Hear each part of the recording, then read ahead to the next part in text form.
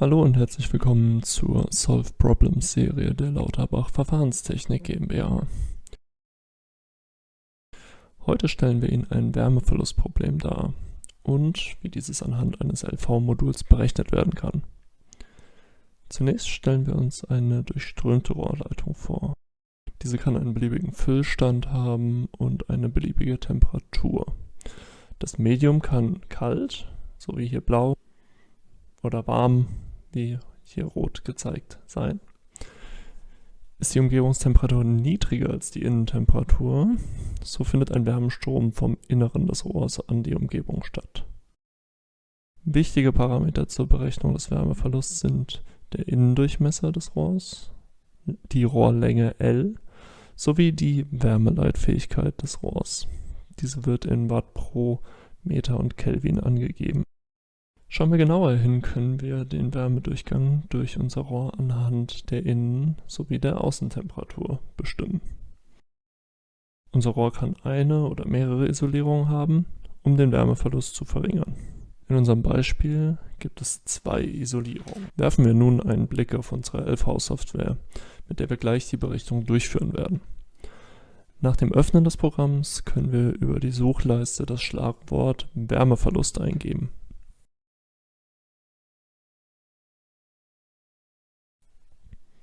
Die Berechnungsvorschriften nach E1.2 des VD-Wärmeatlas helfen uns dabei. Nun wählen wir die Option des freiliegenden Rohrs, da wir eine derartige in unserem Beispiel betrachten wollen. Das Modul fordert uns nun auf, gewisse Eingabeparameter einzugeben. Uns interessiert am Ende der Wärmeverlust unserer Rohrleitung. Daher müssen wir folgende Parameter vorgeben. Schauen wir uns zunächst an, wie unser Rohrquerschnitt aussieht und wo welcher Parameter zu finden ist. Innerhalb des Rohrs herrscht eine Temperatur θi sowie ein innerer Wärmeübergangskoeffizient αi. Die einzelnen Schichten sehen wie folgt aus. Die Rohrwand besitzt einen Durchmesser D2 sowie eine Wärmeleitfähigkeit λ 0.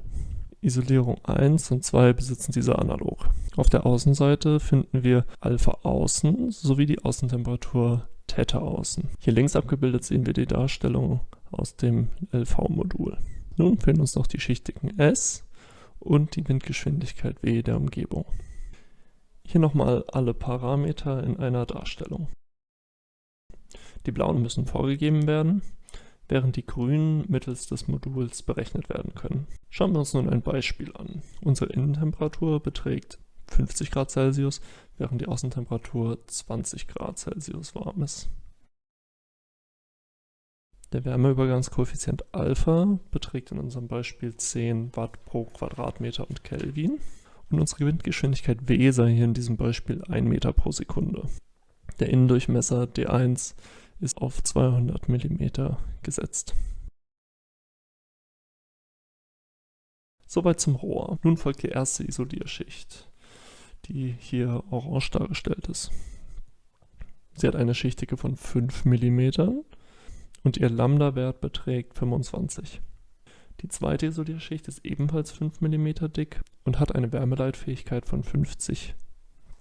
Nun können schon einige Parameter berechnet werden. Die Durchmesser, der Wärmestrom, der äußere α-Wert sowie die Temperaturdifferenz. Jetzt erhalten wir den gesuchten Wärmeverlust, indem wir final unsere Rohrleitung definieren. Beispielsweise 10 Meter. Es resultiert somit einem Wärmeverlust von 1,12 Kilowatt. Ebenfalls werden die einzelnen Wanntemperaturen berechnet, wie man hier sehen kann.